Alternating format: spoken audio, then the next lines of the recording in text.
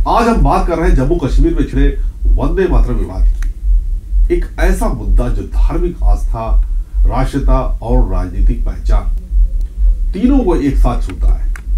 1 नवंबर 2025 को जम्मू कश्मीर सरकार के सांस्कृतिक विभाग यानी कि जो कल्चर डिपार्टमेंट होता है उसने एक आदेश जारी किया, सभी स्कूल वंदे मातरम के 150वें वर्ष पर सांस्कृतिक कार्यक्रम आयोजित करें और हर सोमवार की प्रार्थना सभा में इसे अनिवार्य रूप से गाएं। इस आदेश के बाद मीर वाइज उमर फारूक की अगुवाई वाली मुत्तहिदा मजलिस उलेमा ने कहा कि उन्होंने कड़ा विरोध भी जताया।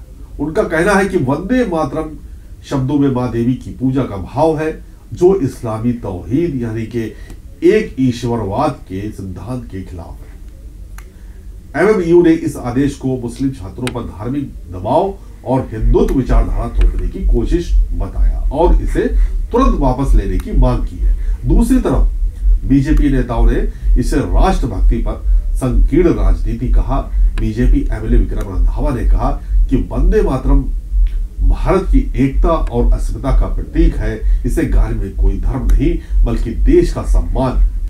उनका तर्क है जो लोग इसका विरोध कर रहे हैं वे 5 अगस्त 2019 के बाद जम्मू कश्मीर से विशेष दर्जा खत्म होने से उपजे राजनीतिक आघात में जी रहे हैं। उन्होंने कहा कि ये वही मानसिकता है जो भारत के तिरंगे और राष्ट्रगान से भी समस्या रखती है। हालांकि जम्मू कश्मीर में जब राष्ट्र की बात आती है तो कई बार ऐसी कंट्रोवर्शियल स्टेटमेंट या कंट्रोवर्शियल घटनाएं सामने आई है। अभी हाल ही की अगर हम बात करें तो दरगाह पे जो मोन्यूमेंट्स लगाया गया था, राष्ट्रीय मोन्यूमेंट जो लगाया गया था, उस पे भी लोगों को दिक्कत थी। जो उसकी एक पत्थर जो शिलान्यास के तौर पे लगाया था उसमें वो राष्ट्रीय चिन्ह जो लगाया गया था उस पे लोगों की था और लोगों ने उसको तोड़ा भी था। उस पर विवाद भी काफी लंबा समय तक उसका विवाद चला। तो कहीं ना कहीं जब राष्ट्र की बात आती है तो मुझे लगता है कहीं ना कहीं उस पर विवाद खड़ा हो जाता है। अब वंदे मातरम जैसी बात को लेकर जो कि देश में कई जगहों पर वंदे मातरम गाया जाता है, कई स्कूलों में गाया जाता है, चाहे वो हिंदू मुस्लिम हो या कोई भी धर्म से जुड़े हुए व्यक्ति हो, सभी लोग वंदे मातरम गाते हैं। उनकी कहीं कोई राजनीति नहीं, कहीं कोई विरोध नहीं, लेकिन कहीं कहीं उसका विरोध देखने को मिलता है। जैसे कि जम्मू कश्मीर में वंदे मातरम गाने से आपत्ति सामने आई है।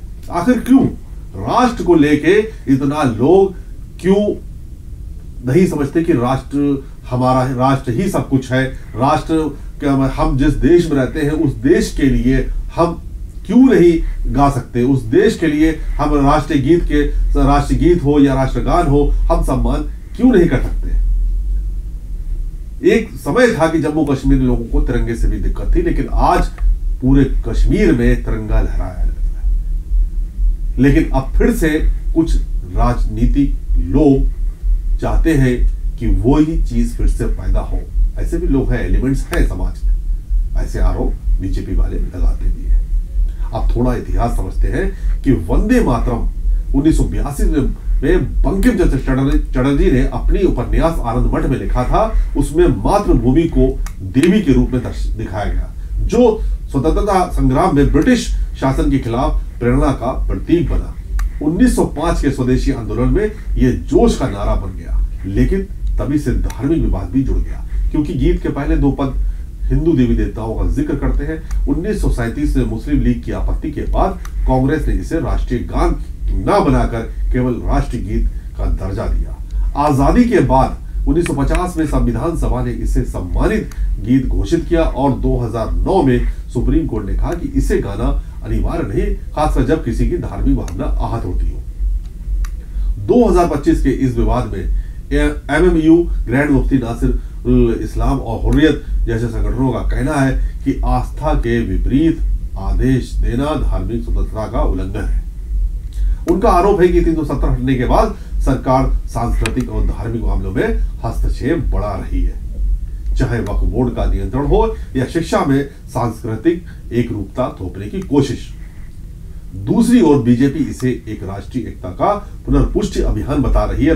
पार्टी का कहना है कि वंदे मातरम पूरे देश का गौरव है और जम्मू कश्मीर इसका अपवाद नहीं हो सकता। उनका दावा है कि विरोध करने वाले संगठन भ्रम फैलाकर युवाओं को गुमराह कर रहे हैं। हालांकि किसी हद तक देखी जाए तो बीजेपी इसमें कोई गलत बात नहीं कह रही है। बीजेपी का अब देखिए कहीं ना कहीं बदलाव कश्मीर में, जम्मू कश्मीर में एक बदलाव दिखा है।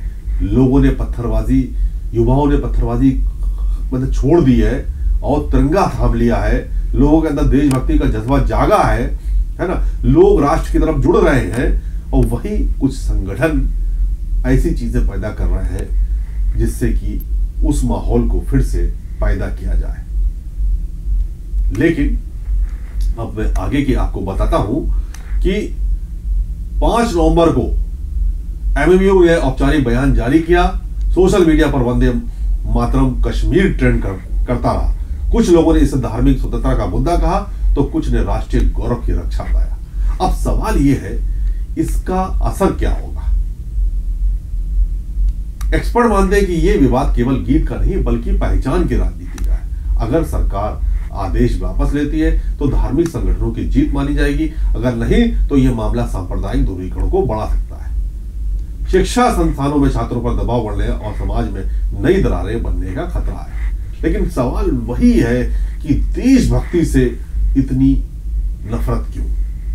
जब देशभक्ति की बात आती है तो जम्मू कश्मीर, खासतौर से कश्मीर जैसे क्षेत्र में यह विवाद पैदा हो जाता है। यह हम देख चुके हैं पिछले कई चीजों से। तो यह कब खत्म होगा? एक देशभक्ति का जज्बा जो अभी जागा है, अब कुछ संगठन जो है फिर से चाहते हैं कि वही चीजें फिर से पैदा हो जाए जो कश्मीर को गुमराह कर रहा था, कश्मीर को खत्म कर रहा था, कश्मीर को आतंकवाद की तरफ ले जा रहा था।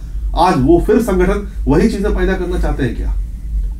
युवा, कश्मीर की नई पीढ़ी आज देशभक्ति से जुड़ना चाहती है, देशभक्ति की ओर बढ़ रही है और सरकार नए कदम उठा रही है कि उनको आगे बढ़ाया जाए। कश्मीर के युवाओं को एक नया प्लेटफॉर्म दिया जाए, उन्हें आगे बढ़ाया जाए, देशभक्ति से जोड़ा जाए, इस पूरे देश में उनको एक्सप्लोर किया जाए। लेकिन ये संगठन ऐसी हरकतें कर रहे हैं कि कहीं ना कहीं ये फिर से पुराना कश्मीर बनाना चाहते हैं। लेकिन ये अब पॉसिबल नहीं है।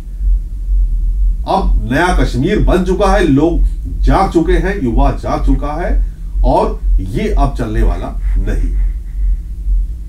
तो विवाद कहां तक बढ़ता है इस पर अभी राजनीति होने लगी है कि वंदे मातरम को लेकर। लेकिन मेरे ख्याल से इस पर कोई राजनीति होने की संभावना नहीं है, क्योंकि वंदे मातरम एक देश का सम्मान है और उसके लिए ये वंदे मातरम बोलने में किसी को दिक्कत नहीं होना चाहिए।